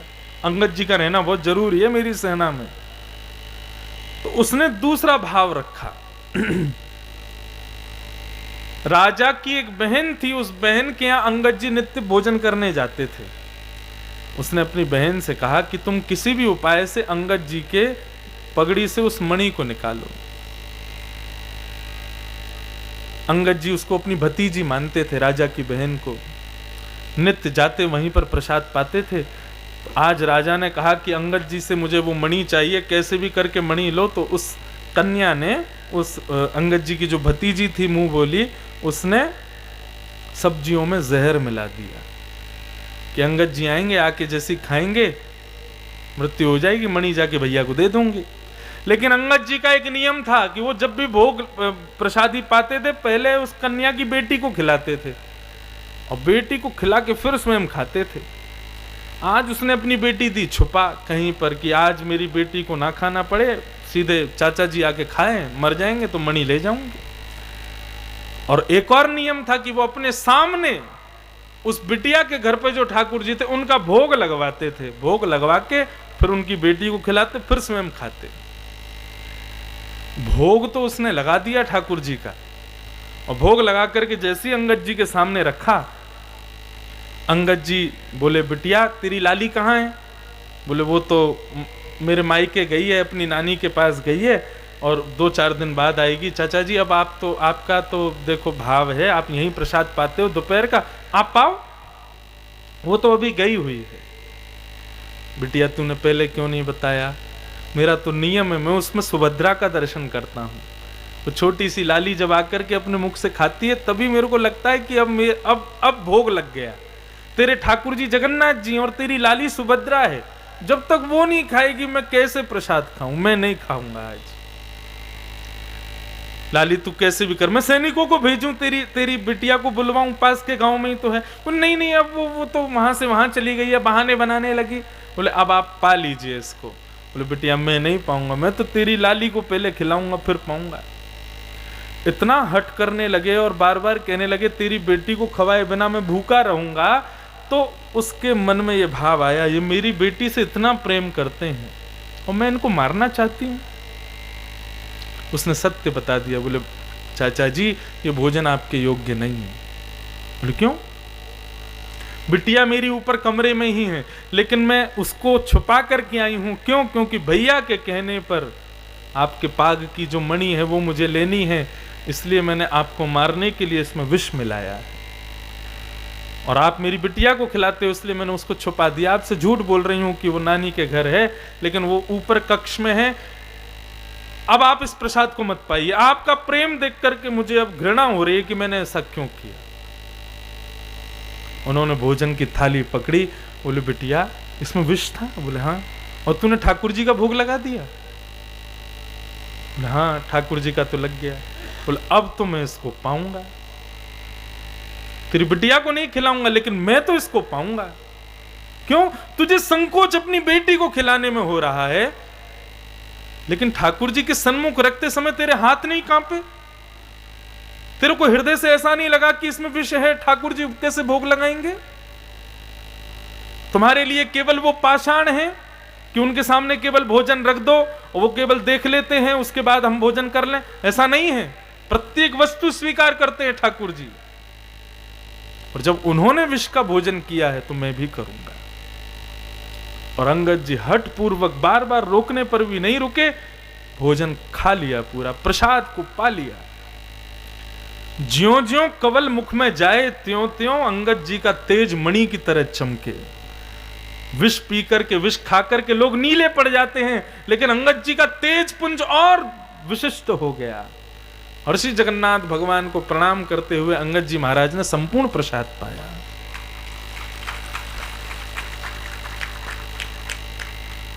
ठाकुर जी को अर्पित प्रसाद को भी अपने द्वारा ऊपर से डाल करके किसी वस्तु से उसके रूप को व्यवस्थित भले ही आप कर रहे हो, लेकिन विचार किया करो, ठाकुर जी ने भी तो वैसे ही पाया, हम उसको क्यों बदल रहे हैं? फिर यदि ठाकुर जी का भोग लग चुका है तो वैसा जैसा आ गया वैसा ही पालो। ठाकुर जी का भोग नहीं लगा तो फिर वो तो वैसे ही खाने योग्य नहीं है वस्तु, तो कैसे भी खाओ। लेकिन भोग यदि लगा है तो ठाकुर जी ने जैसा पाया वैसा ही पाओ। अंगद जी का चरित्र और भी है आगे कि अंगद जी फिर अपनी पत्नी से जाके कहते हैं कि अब मैं ज्यादा दिन का मेहमान नहीं हूं, राजा की पूरी सेना मेरे पीछे पड़ी है। देवी, उससे पहले कि मेरा वध हो जाए, किसी कारण से मेरी मृत्यु हो जाए, हम लोग जगन्नाथ जी को प्रणाम कराएं। हमने कभी दर्शन नहीं किया आज तक, केवल श्रवण किया, और मेरे पास एक वस्तु है जगन्नाथ जी की, वो उनको दे आऊंगा। दोनों मन बनाने लगे, इतने में ही राजा के सैनों ने जाकर के अंगद जी को पकड़ लिया और कहा आपको कारागृह में डालने की आज्ञा करी है राजा ने, आपकी कोई अंतिम इच्छा हो तो अभी बता दीजिए। अंगद जी बोले एक ही अंतिम इच्छा है, वो तुम पूरी होने नहीं दोगे, परंतु मैं अपनी इच्छा दूसरे रूप से पूरी कर लूंगा। बोले क्या इच्छा है? बोले सरोवर है, इसमें मैं स्नान करना चाहता हूं। बोले जाओ करो। अंगद जी ने उसमें सरोवर में प्रवेश किया और अपनी मणि को हाथ में लेकर के खम्बायुग्निम सलिलम महिम च, हे जगन्नाथ जी, अभी मेरी स्थिति तो नहीं है आपके पास आने की, मेरे हाथ मेरे पैर इतने लंबे नहीं कि मैं दौड़ के आपके पास आ जाऊं, लेकिन आप तो जगन निवास हो, जगन्नाथ हो, आप तो सर्वव्यापी हो, आपका निवास तो जलाशय में भी है नाथ, इसलिए मेरी मणि को यहीं से स्वीकार करो। और वहीं जल में ही मणि को डाल दिया। राजा के सारे सैनिक कूद पड़े महाराज, पूरे जल को टटोल लिया, लेकिन मणि नहीं मिली। अंगद जी को प्रस्तुत किया गया राजा के सामने, हाथों में हथकड़ियां बेड़ियां बांधी। बोले कहां है मणि बताओ? बोले तुम्हारे सैनिकों के सामने, ये दृष्टा हैं, साक्षी हैं, मैंने उसी तालाब में डाला है। परंतु राजन, ये तो साधारण वाक्य मैंने कहे हैं, यदि तुम वास्तविकता मेरे हृदय से पूछो कि मणि कहां है, तो वो जहां होनी चाहिए थी वहीं है। बोले कहां होनी चाहिए थी? बोले श्री जगन्नाथ जी के वक्षस्थल पर है। बोले तुम तो पुरी गए नहीं, तुम तो जगन्नाथ जी गए। बोले मैं नहीं गया था, जगन्नाथ जी आ गए थे लेने के लिए। राजा बोला क्या फालतू की बातें करते हो, तालाब सुखा दो। पूरे तालाब को सुखा दिया महाराज, मणि नहीं मिली। अंत में फिर पूछा, अंगद जी हम फिर पूछ रहे हैं, तुमको फांसी पर चढ़ा देंगे, बताओ मणि कहां है? बोले मैंने कहा ना, मणि जगन्नाथ जी के पास है। बोले तुम तो जगन्नाथपुरी गए नहीं। बोले कितनी बार समझाऊं, मैं नहीं गया था, लेकिन जगन्नाथ जी आ गए, आके लेके चले गए। राजा ने कहा तलवारें पहना लो और इसको लेकर के जगन्नाथ जी चलो हथकड़ी बेड़ियां में, और जाकर के जगन्नाथ जी को देखते हैं। यदि जगन्नाथ जी के पास वो मणि मिल गई तो ठीक है, यदि नहीं मिलती है तो इसका सर वहीं कलम कर देंगे। और जैसे ही राजा अंगद जी और पूरी सेना को लेकर के जगन्नाथ मंदिर में पहुंचा, कोसों दूर, मीलों दूर जगन्नाथ जी का मंदिर, दिन लग गए, महीने लग गए पहुंचने में। इतनी दूर जगन्नाथ जी के दर्शन के लिए जैसे ही राजा अंगद जी को लेकर के सेना के साथ में प्रवेश करता है, जैसे ही मुख्य द्वार खुले हैं, श्री जगन्नाथ जी के कंठ पर अधर चुंबित वो मणि आज तक विद्यमान है, वो वहीं पर विद्यमान थी। अंगद जी ने वहीं नाथ को देखा, देख करके रुदन करने लगे और रुदन करते करते ठाकुर जी को वहीं स्वयं को समर्पित कर दिया। राजा की बुद्धि बदल गई, अंगद जी को प्रणाम किया।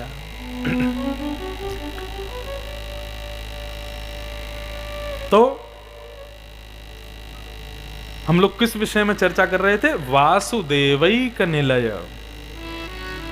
अपनी प्रत्येक इंद्रिय से ठाकुर जी को निवेदित करो, क्योंकि डोंगरे जी महाराज कह के गए हैं व्यासपीठ से, तो उसमें कोई असत्यता नहीं है कि यदि कोई व्यक्ति अपनी एक इंद्रिय से भी भगवत विमुख है, वही इंद्रिय उसको पाप का ग्रास बना देगी। हर इंद्रिय ठाकुर जी में लग जाए, ये भाव रखो। चतुर्भुजदास जी कहते हैं, दर्शन को नैना तपे, वचन सुनन को कान, मिलवे को हियरा तपे, हिय के जीवन प्राण। ऐसी स्थिति ये महाभागवत का लक्षण है, जिसके नेत्र ठाकुर जी के दर्शन को तड़पें, जिसके कान ठाकुर जी की कथा सुनने के लिए व्याकुल रहें, जिसकी जिह्वा उनके चरणों के प्रसाद के सेवन के लिए वंचित रहे, जिसके पैर थिरकते हों कि कब कीर्तन हो और मैं उठ करके नृत्य करने लग जाऊं, जिसकी भुजाएं सोचती हों कि कहाँ कीर्तन सुनूं, कहाँ कथा सुनूं, जाकर के करताल बजा करके खूब सुंदर गान करूं, जिसके सर्वांगीण इंद्रियां कृष्ण और श्री राघवेंद्र की प्राप्ति के लिए तड़पती हों, वो महाभागवत है। गोवर्धन वासी सांवरे, गोवर्धन वासी सांवरे, लाल तुम बिन रयो न जाए रे, गोवर्धन वासी सांवरे। वासुदेवैक निलय, ये उत्तम भागवत का लक्षण। उत्तम भागवत का तीसरा लक्षण बता रहे हैं। क्या कह रहे हैं? न यस्य जन्म कर्मभ्याम न वर्णाश्रम जाति भी, सज्जतेऽस्मिन्नहं भावो देहे वै स हरिप्रिय। न यस्य जन्म कर्मभ्याम न वर्णाश्रम जाति भी, जो अपने उच्च कुल के जन्म को श्रेष्ठ ना मानता हो,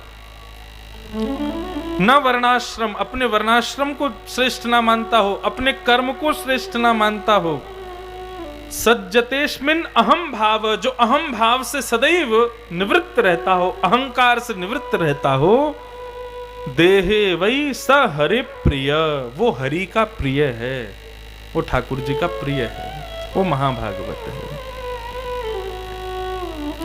और तीसरी बात बताते हैं, चौथा लक्षण, न यस्य सब परः इति वित्ते स्वात्मनि वा विदा सर्वभूतस्म शान्ताः सवै भगवतोत्तमः। जो पर और इति का भावना रखता हो, सबके प्रति सम रहता हो, वो महाभागवत है। ये उत्तम भागवत के लक्षण बताए। अब आते हैं मध्यम भागवत। मध्यम भागवत कौन है? तो मध्य भागवतों का लक्षण बताया, ईश्वरे तदधीनेषु बालशेषु द्विषस्तु च प्रेम मैत्री कृपापेक्षा य करोति समध्यम। बहुत ध्यान से सुनना। उत्तम भागवत के तो बहुत लक्षण हैं, हम लोग केवल सुन ही लें, करना तो बहुत दूर है। लेकिन मध्यम भागवत कौन है? तो मध्यम भागवतों के लक्षण बताए। ईश्वरे तद अधीनेषु, ठाकुर जी से प्रेम करे। तद अधीनेषु, ठाकुर जी के जो भक्त हैं, ठाकुर जी के जो संत हैं, ठाकुर जी के जो अनुयायी हैं, उनसे मैत्री करे। ठाकुर जी से प्रेम करे, भगवत भक्तों से मैत्री करे। और बालशेषु द्विषस्तु च, ठाकुर जी से प्रेम, ठाकुर जी के दासों से मैत्री। और जो भगवत भजन में नहीं आते, भगवत कथा नहीं सुनते, ठाकुर जी से विमुख हैं, ऐसे लोगों पर कृपा करे। उनको समय समय पर ठाकुर जी के भाव बताता रहे, कृपा करे। और जो पूर्ण रूपेण नास्तिक हैं, उनसे क्या करे? उनकी उपेक्षा करे। ये मध्यम भागवत है। प्रेम मैत्री कृपापेक्षा यह करोति समध्यम, ये मध्यम भागवत के लक्षण हैं। मतलब पुनः सुनो, ठाकुर जी से प्रेम करे, उनके दासों से मैत्री करे, और जो ठाकुर जी के बारे में नहीं जानते उनको बतावे, और जो ठाकुर जी के प्रति कोई भाव ही नहीं रखते हैं, ठाकुर नास्तिक प्रवृत्ति के हैं, उनकी उपेक्षा करे, उनका त्याग करे। सूरदास जी कहते हैं ना, तजोरे मन हरि विमुखन को संग। एक बात कहें, निवेदित होकर के पूज्य मामा जी सरकार के चरणों से कह दें, केवल कथा सुनना ही सत्संग नहीं है बंधुओं, हरि विमुख लोगों का त्याग करना ये बहुत बड़ा सत्संग है। आप जिस दिन हरि विमुख व्यक्ति को खुद से दूर कर देते हो, जिसकी वजह से आपकी भजन में व्यवधान पड़ रहा है, जिसकी वजह से आप ठाकुर जी के नहीं हो पा रहे, जिसकी वजह से आप कथा नहीं सुन पा रहे, ऐसे लोगों का त्याग कर देना यह भी सत्संग के समान है। और एक बात और कह दूं, आज के परिप्रेक्ष्य में सबसे बड़ा हरि विमुख कौन है पता है जी?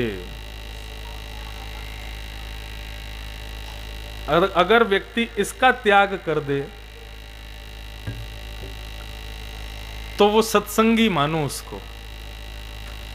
क्योंकि आज की डेट में कभी कभी मुझे लगता है कल की, जैसे भगवान राम पधारे रावण आदि को मारने के लिए, भगवान नृसिंह पधारे हिरण्यकश्यप को, बराह पधारे हिरण्याक्ष को, श्री कृष्ण पधारे कंस शिशुपाल दंतवक्र को, कलयुग में भगवान कल की आएंगे, किसको मारने आएंगे? ये इंटरनेट भगवान को, ये इंटरनेट राक्षस को मारने आएंगे कल की भगवान। सबसे बड़ा राक्षस महाराज यही है आज की दुनिया में। राक्षस कौन? राक्षस की प्रवृत्ति क्या थी? देखो, राक्षस क्या कहते थे? भजन मत करो, कथा मत सुनो, मंदिर मत जाओ, पूरे दिन क्या करो? उपासना करनी है मेरी करो, देखना है मुझे देखो, वंदन करना है मेरा करो, दर्शन करना है मेरा करो, सुबह स्मरण मेरा, मध्य में स्मरण मेरा, रात्रि में यही तो राक्षस थे। आज बताओ कौन है हमारे पूर्व स्मरण में? सुबह से लेकर रात तक किसका स्मरण करते हैं? मोबाइल का ही करते हैं। सुबह उठते ही मोबाइल देखेंगे, मध्य में तो मोबाइल, रात्रि में तो मोबाइल, पूरे दिन मोबाइल से ही हमारा काम चल रहा है। इसने हमारे भजन छुड़वा दिए, कथाएं छुड़वा दी, सब छुड़वा दी। हाँ, वो बात अलग है कि एक आध कोई प्रहलाद जैसा होता है जो राक्षस कुल में होते हुए भी भजन कर लेता है, मतलब इन मोबाइलों का भी सदुपयोग करके इनमें भी कथा भजन आदि सुनता रहता है, वो प्रहलाद जैसा है। लेकिन इनका आश्रय लेकर के और इन्हीं में ही रमा रहता है वो साक्षात। कई लोग हैं कथाओं में बैठ रहे हैं महाराज, उनको इतनी कथाएं मिल रही हैं जिसका कोई ठिकाना नहीं है। एक के बाद एक महीना में 4-4 कथाएं सुन रहे हैं, लेकिन कथा में जाकर क्या कर रहे हैं? फोन चला के पूरे दिन उसी में बैठ देखते रहेंगे क्या हो रहा है, क्या हो रहा है। ये पूर्ण रूपेण ग्रसित हो चुके हैं इस कलयुग के राक्षस से। पर सूरदास जी कहते हैं तजोरे मन हरि विमुखन को संग, तजोरे मन हरि विमुखन को संग, तजोरे मन हरि विमुखन को संग, तजोरे मन हरि विमुखन को संग। ओ जाके संग कुमति उपजत है, जाके संग कुमति उपजत है, जाके संग कुमति उपजत है, जाके संग कुमति उपजत है, पड़त भजन में भंग हो, पड़त भजन में भंग, तजोरे मन हरि विमुखन को संग, तजोरे मन हरि विमुखन को संग। ओ कहाँ होत पे पान कराए, कहाँ होत पे पान कराए, कहाँ होत पे पान कराए, कहाँ होत पे पान कराए, विष नहीं तजत भुजंग, ओ विष नहीं तजत भुजंग, तजोरे मन हरि विमुखन को संग, तजोरे मन हरि विमुखन को संग, तजोरे मन हरि विमुखन को संग, तजोरे मन हरि विमुखन को। श्री भक्त वत्सल भगवान की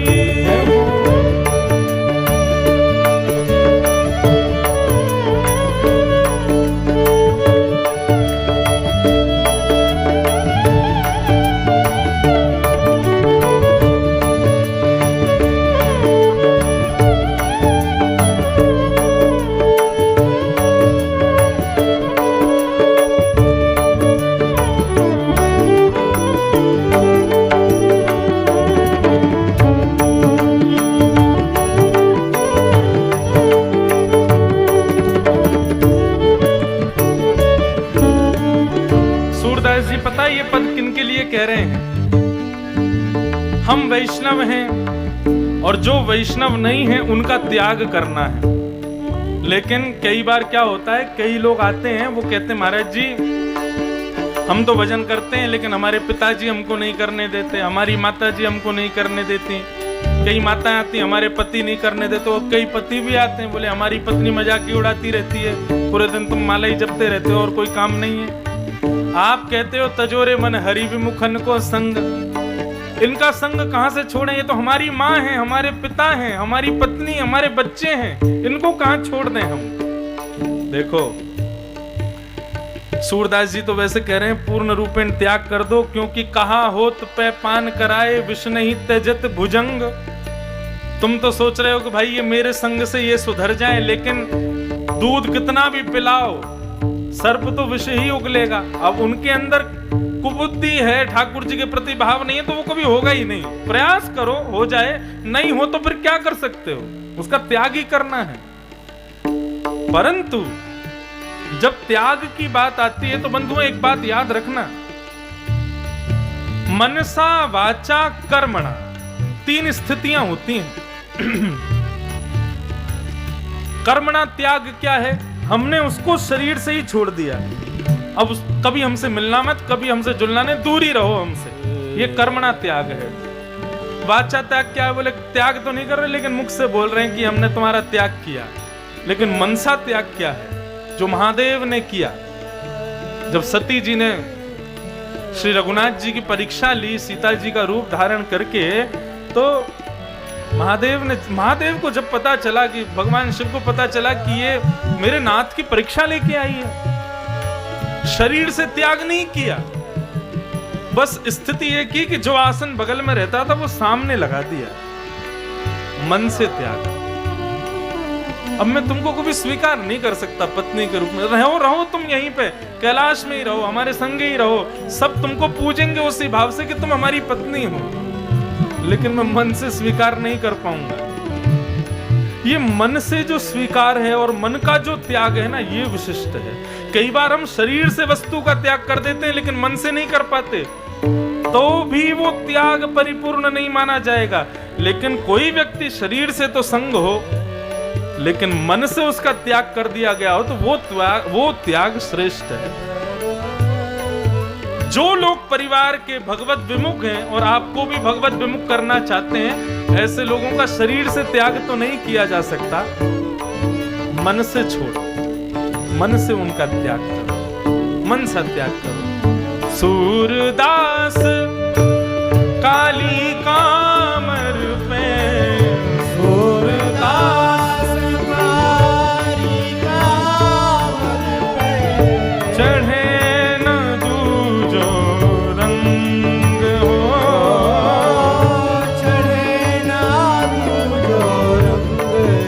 तजोरे मन हरि विमुख को संग, तजोरे मन हरि विमुख को संग, तजोरे मन हरि विमुख को संग, तजोरे मन हरि विमुख को संग।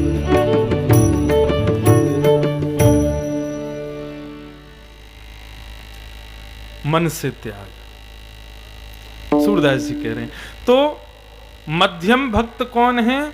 जो ईश्वर से प्रेम करते हैं, उनके दासों से मैत्री करते हैं, जो अबोध हैं, जो ठाकुर जी की जानकारी नहीं रखते, उन पर कृपा करके उनको बताते हैं, और जो नास्तिक हैं उनकी उपेक्षा करते हैं, उनका त्याग कर देते हैं। ये मध्यम कोटि के भक्त हैं।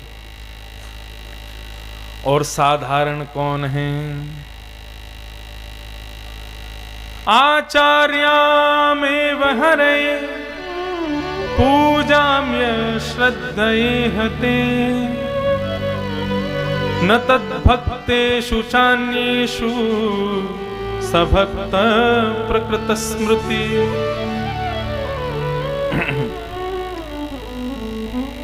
ठाकुर जी की अर्चावतार में निष्ठा रखते हैं। अर्चावतार मतलब शंकर जी पर दूध चढ़ाना है, हनुमान जी पर चोला चढ़ाना है,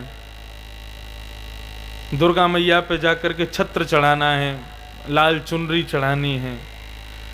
इन अर्चावतारों की सेवा में तो उनकी बड़ी निष्ठा होती है, लेकिन न तद्भक्तेषु चान्येषु सभक्तः प्रकृत स्मृत।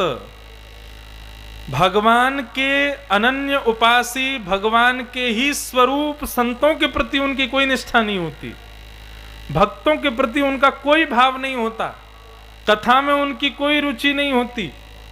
इस प्रकार जो केवल और केवल, कई लोग होते हैं जनमान गणगौर सागर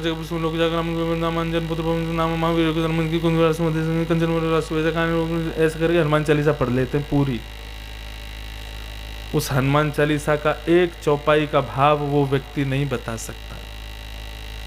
शंकर जी पर जाएंगे ये भी विचार नहीं करेंगे दिसंबर का महीना है कि जनवरी का महीना है, टोंटी सीधी ली और महाराज ठंडा पानी ही शंकर जी पर डाल दिया, हाथों की वो भी नहीं उतारते, अंगूठियां भी उसी से ही रगड़ देते हैं शंकर जी को, और महाराज पूरी नाक कान सब एक हो जाते होंगे शंकर जी के।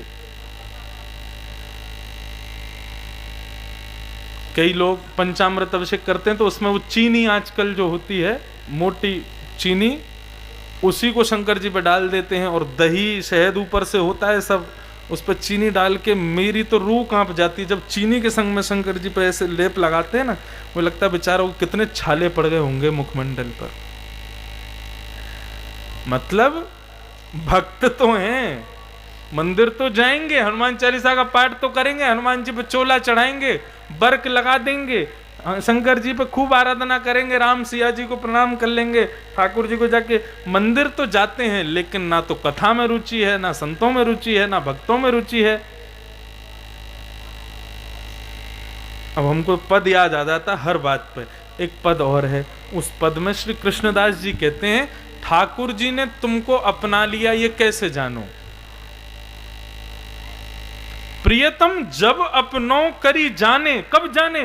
बोले ताको मन भक्तन की सेवा, संत चरण रज सदा लुभाने, प्रियतम जब अपनों करी जाने। जाको मन भक्तन की सेवा, भक्तों की सेवा में, संतों के चरण रज में, ठाकुर जी के अनुयायियों के प्रिय प्रति जिनका भाव है, तब समझो कि ठाकुर जी ने अपनाया है। ये साधारण भक्तों के लक्षण हैं। तो साधारण, मध्यम और उत्तम। परंतु नवदा भक्ति में जो वंदन भक्ति है, उस वंदन भक्ति के आचार्य में भक्त को नहीं लिया, भागवत को भी नहीं लिया, महाभागवत अक्रूर जी को लिया, जिनके प्रथम गुण हमने बताए।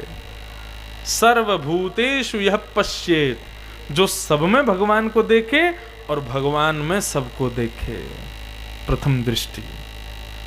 दूसरी बात, जो अपने कर्म के पीछे किसको श्रेय दे? ठाकुर जी को, और दूसरा अपने देह को ठाकुर जी का निवास माने, ये परम भागवत। 3 लक्षण हो गए। पहला, सब जगह भगवान को देखना, सबको भगवान में देखना। दूसरा, कर्म करने के पीछे ठाकुर जी को श्रेय देना। तीसरा, अपने देह को ठाकुर जी का निलय समझना। चौथा, अपने श्रेष्ठ कुल के जन्म को, अच्छे वर्ण को, या फिर साधारण जन्म को, साधारण वर्ण को भी उसके प्रति कोई भावना रखने वाला। श्रेष्ठ कुल में हूं, मैं ऐसे वर्ण का हूं, ये सब क्रियाएं उसके हृदय में ना उत्पन्न हो, मैं केवल एक भक्त हूं, ये भावना रखे, श्री हरिराम व्यास जी की तरह। इस प्रकार जो अहम भाव से निवृत्त रहता है, स हरे प्रिय, यहां पर स्पष्ट लिखा है, वो ठाकुर जी का प्रिय। चौथा लक्षण। और 5वां लक्षण और अंतिम लक्षण, वो स्व इति, इसके प्रति कोई भाव नहीं रखता, स्व पर के प्रति, ये मेरा है, ये उसका है, ये भाव नहीं। सबई भूमि गोपाल की, सब ठाकुर जी के, सब वस्तु ठाकुर जी की है। ये 5 लक्षण जिसमें वो महाभागवत हैं, वही अक्रूर जी हैं, और वही वंदन भक्ति के आचार्य हैं। अब वंदना क्या होती है? जब तक आप सर्वभूत ठाकुर जी का दर्शन नहीं करोगे, तब तक वंदना हो ही नहीं सकती।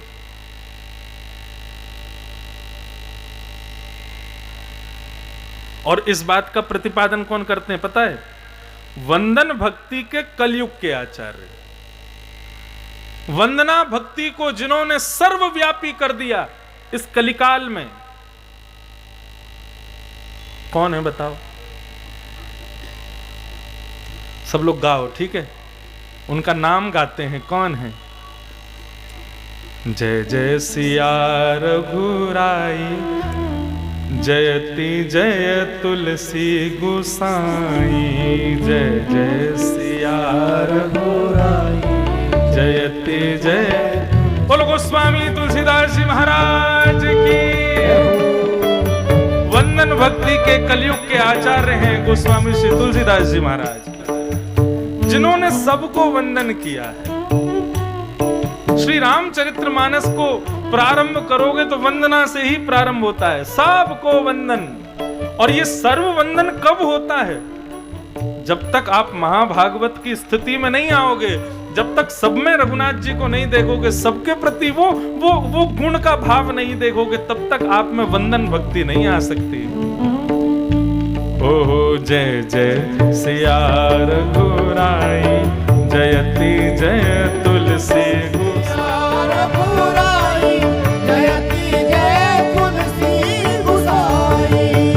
गोस्वामी तुलसीदास जी महाराज वंदन भक्ति के आचार्य, जिन्होंने ऐसी वंदना गाई महाराज। आज चाहे हमारे श्री मामा जी सरकार हो, चाहे हमारे श्री मलुक पीठ वाले पूज्य महाराज श्री हो, चाहे अवध के समस्त संत वृंद हों, चाहे श्री खाकी बाबा महाराज हों, जितने भी श्री रघुनाथ जी के, श्री हनुमंत लाल जी के, श्री किशोरी जी के चरित्र के गायक हैं, इन सब में ये रघुनाथ जी के प्रिय भाव की स्थापना किसके द्वारा हुई? श्री गोस्वामी तुलसीदास जी महाराज के द्वारा। जिस मानस को सबने उपेक्षित किया, जिस मानस को किसी ने स्वीकार नहीं किया, क्यों? क्योंकि हिंदी सरल भाषा है। जिस मानस में संपूर्ण बालकांड, लगभग बालकांड केवल वंदना से ही भरा हुआ है, जहां पर सबको वंदन किया, किसी को नहीं छोड़ा, खल को भी वंदन किया है, दुष्टों को भी वंदन किया, सबको वंदन किया। ये सबके प्रति वंदन का भाव तब तक स्थापित नहीं हो सकता जब तक महाभागवत दृष्टि ना हो। महाभागवत दृष्टि नहीं होगी तब तक यह भाव संभव नहीं है। वंदन के लिए सर्वभूतेषु यह पश्येत, सब में भगवत दर्शन हो, सब में गुण का दर्शन। मैंने कल शायद कहा था, विनोबा भावे कहते हैं ना, जो सब में गुण देखे खुद में दुर्गुण देखे, वो वंदन का आचार्य बन सकता है। जिस वंदन भक्ति के प्रधान ग्रंथ मानस को किसी ने स्वीकार नहीं किया, काशी में सब विद्वानों की संगोष्ठी में जिसको मना कर दिया कि ये श्रेष्ठ नहीं है, यहां तक कि महाराज काशी में तो बैठकें बैठने लगी कि भैया ये मानस जो है ये प्रचलित नहीं होनी चाहिए। क्यों?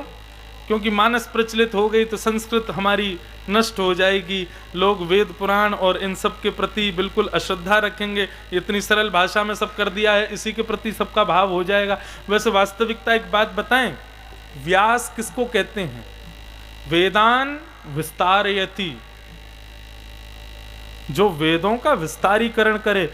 वास्तविकता यह है कि पहले वेद केवल एक ही था, वेदः प्रणव एवाग्रे। पहले केवल एक ही वेद था, प्रणव। प्रणव यानी कि ओम। मतलब जैसे आप लोग सब बैठे हो, मैं व्यासपीठ पर बैठा हूं, प्राचीन काल में जब वेदों का भी निर्माण नहीं हुआ था तो व्यास जी मंच पे आते और मंच पे आकर के सब श्रोताओं को प्रणाम करते और एक ही शब्द बोलते, ओम, बस। और ये ओम कहकर के सब व्यास जी को प्रणाम करते, व्यास जी सबको प्रणाम करते, चले जाते। जिसका जो संशय होता था उसी ओम स्वर ध्वनि से ही वो संशय पूर्ण हो जाता था। क्यों?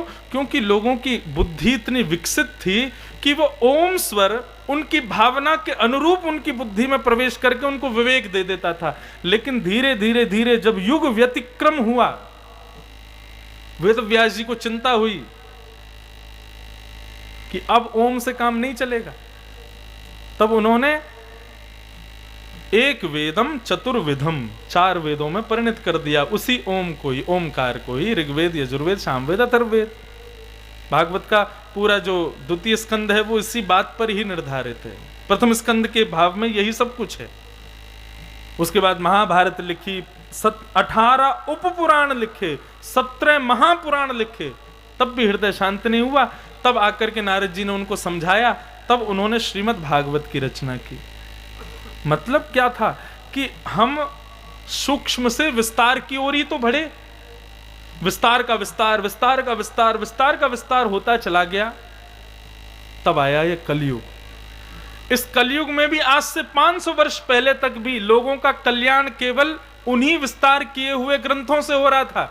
लेकिन हम आप सब लोग जो यहां बैठे हैं, हम लोगों का उससे कल्याण होने वाला नहीं था। आज हो रहा है, भागवत से हो रहा है। महाभारत की कथाएं भी पूज्य महाराज जी ने की थी, आदि आदि गीता के प्रवचन भी होते हैं। लेकिन जब तक सिद्धांत को मानस की चौपाइयों से नहीं बोलते हैं तब तक वो बात प्रतिपादित उसके हृदय में बैठती नहीं है। क्यों? हमारी बुद्धि इतनी विकसित नहीं है कि हम उस इशारे की चर्चा को समझ जाएं। भागवत में, भागवत का जब आप अध्ययन करोगे, अगर आपसे कह दिया जाए सीधी सीधी हिंदी पढ़ो, आपको समझ ही नहीं आएंगे विषय, क्योंकि इतनी क्लिष्ट भाषा है और इतने केवल संकेतात्मक हैं। वो तो गुरुजन जब विस्तार करके व्यासपीठ से बताते हैं तब जाकर के समझ में आता है विषय।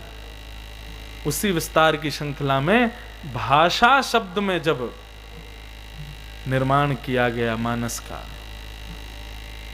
किसी ने स्वीकार नहीं किया। सब ने जाकर के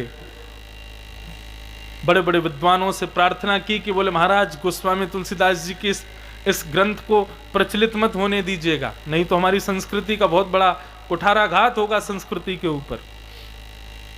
केवल किस लिए? क्योंकि वो सरल हिंदी भाषा में, अवधी भाषा में।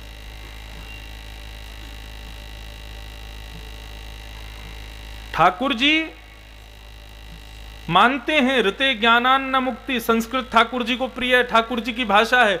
ये बात प्रतिपादित होती है ध्रुव चरित्र में। जब भगवान प्रकट हो गए तो ध्रुव जी कुछ बोले नहीं बहुत देर तक। ध्रुव जी ने पूछा बोलते क्यों नहीं हो? तो ध्रुव जी बोलते मैं छोटा बालक हूं, अबोध बालक हूं, पढ़ा लिखा नहीं हूं, अभी मुझे बोलना नहीं आता, आपकी भाषा मुझे नहीं आती। आपकी भाषा क्या? संस्कृत है। तब भगवान ने शंख छुपाया तो पशपर्श बालम कृपया कपोलो, संपूर्ण वेद वेदांतों का ज्ञान हुआ। तब ध्रुव जी ने स्तुति गाई। परंतु कलिकाल, सतयुग को सब प्रणाम कर रहे हैं, त्रेता को सब प्रणाम कर रहे हैं, द्वापर को भी सब प्रणाम कर रहे हैं, लेकिन कलिकाल को भी तो कहीं ना कहीं वंदन करना पड़ेगा। उस कलिकाल की मुख्य भाषा, सरल भाषा को वंदन करते हुए गोस्वामी जी ने लिखा। और इसको स्वीकार कब किया? जब ये विश्वनाथ भगवान के चरणों में पधराई गई। सारे ग्रंथ, सारे वेद उपनिषदों को रखा, सबसे नीचे मानस को रखा। रात भर सारे विद्वान बैठ कर के वेद ध्वनियों का पाठ करने लगे। गोस्वामी जी कोने में बैठ के राम राम राम राम कर रहे थे, क्योंकि उनकी दृष्टि तो अब सम हो चुकी थी। वो जो उनके ग्रंथ का, जो मानस का निरादर कर रहे थे, उनके प्रति भी यही सोचते थे, जय हो रघुनाथ जी, खूब खेल लो, तुम खेल रहे हो मेरे संग, मुझे सब पता है, ये भी तो राम जी हैं। सबके प्रति रघुनाथ जी का भाव। और जब प्रातःकाल ब्रह्म मुहूर्त में काशी विश्वनाथ की मंगला आरती होती है रात में 2:30 बजे, 3 बजे, आज भी जैसे ही मुख्य द्वार खोला है ठाकुर जी का, काशी विश्वनाथ का, तब क्या देखते हैं? सारे वेद पुराण सब नीचे हैं, सबसे ऊपर गोस्वामी तुलसीदास जी की रामचरितमानस रखी है। और केवल इतना ही नहीं, स्वयं काशी विश्वनाथ ने अपने कलम से उस पर सिग्नेचर भी किया। सत्यम शिवम सुंदरम लिख के, सत्यम शिवम सुंदरम लिख के, सत्यम शिवम सुंदरम लिख के, सत्यम सुंदरम लिख के, सत्यम शिवम सुंदरम लिख के, सत्यम शिवम सुंदरम लिख के। शिव जी ने मोहर लगाई, रघुरे मन राम रघुराई। शिव जी ने मोहर लगाई, जयति जय तुलसी गोसाई। जय जय सिया रघुराई, जयति जय तुलसी गोसाई। जय सिया रघुराई, जयति जय तुलसी गोसाई। जय जय सिया रघुराई, जयति जय तुलसी गोसाई। जय जय सिया रघुराई, जयति जय तुलसी गोसाई। जय जय सिया रघुराई, जयति जय तुलसी गोसाई। जय जय सिया रघुराई, जयति जय तुलसी गोसाई। ऐसे गोस्वामी तुलसीदास जी महाराज के उस मानस को स्वीकार कब किया? जब महादेव ने स्वयं उसको स्वीकार किया। और सत्यम शिवम सुंदरम, ये 3 शब्द स्वयं काशी विश्वनाथ ने जब उस पर लिखे, तब सबने स्वीकार किया। और आज वो मानस हर घर में विद्यमान है, हर प्राणी के ना जाने कितने प्रकार के संशयों को दूर कर रही है। ये मानस साक्षात वंदन भक्ति का मूर्त रूप है, वंदन भक्ति का प्रत्यक्ष प्रमाण स्वरूप है। ऐसे वंदन भक्ति के कलयुग के आचार्य गोस्वामी श्री तुलसीदास जी को हम बारंबार प्रणाम करते हैं। तो बंधुओं, वंदन भक्ति के आचार्य गोस्वामी तुलसीदास जी और क्यों हैं? क्योंकि महाभागवतों के जो लक्षण हैं, ये सब लक्षण उनके भीतर विद्यमान हैं। बंधुओं, हमने जितने भी भक्ति के भाव सुने, उनमें जो आचार्यों की बातें सुनी, उन आचार्यों के गुण पर प्रकाश डाला है कि उनमें जो गुण है वो गुण हमारे भीतर कैसे भी आवे।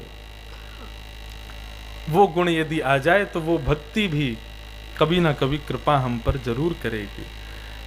ऐसे नवदा भक्ति के छठवीं भक्ति वंदन भक्ति को हम प्रणाम करते हैं।